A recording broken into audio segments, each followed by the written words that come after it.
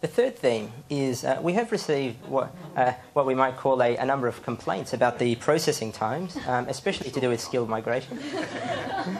And one quote here from Frank Jaturat in Germany says that we and our sponsor, this is an ENS application sponsored by a company, we and our sponsor have now been waiting 18 months to proceed, but nothing seems to move.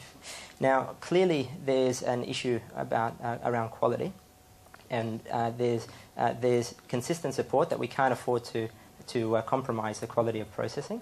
However, with the amount of technology that we have at our disposal, surely there may be a way to reduce these times. One of the things I'm trying to do is reduce the time frames. There's a balance of factors here. Obviously, we've got to ensure that we go through the, as you say, quality, the control checks, particularly around health issues and around character issues. And regrettably, part of migration these days involves considerations of national security.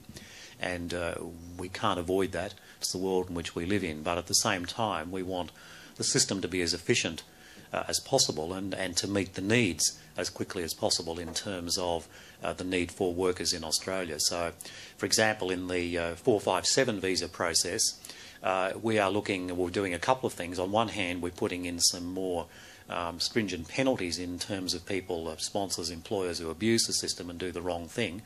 There's only a handful of them, but unfortunately you only need a handful because they're the ones that are going to turn up on the front pages of the media or in the television programs in the evening. The 99% who do the right thing we never hear of.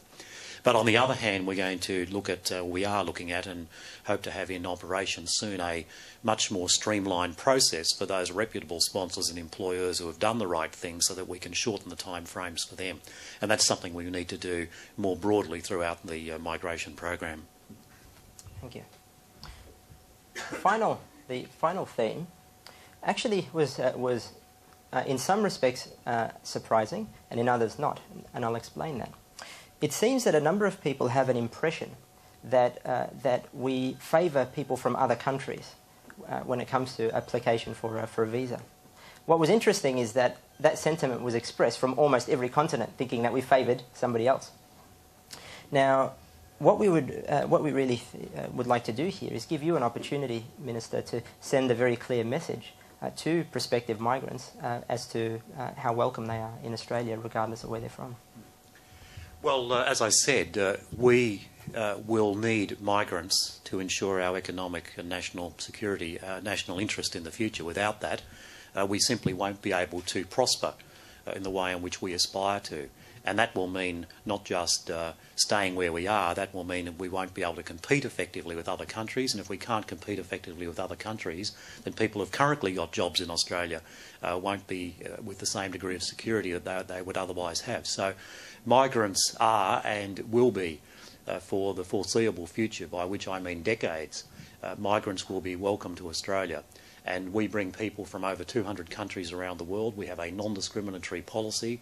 All we ask of you if you come to Australia is that you obey the laws of Australia, that you subscribe to the values which basically broadly the Western liberal democratic system that we have in Australia. So we ask you to obey our laws, to subscribe to our values. And beyond that, we ask you to make the most of it for you and your family in Australia. And this is a land of opportunity. People who come to Australia always remark upon the freedom that they experience in Australia, and they remark upon the opportunity they have in this country to make the most of their lives for themselves and their families. So people are most welcome to Australia. Minister, this has been a tremendous opportunity to really voice the sentiments of prospective migrants, and we really appreciate you taking the time to respond to these issues. Can I please ask you to join me in a round of applause for Minister Kevin Andrews?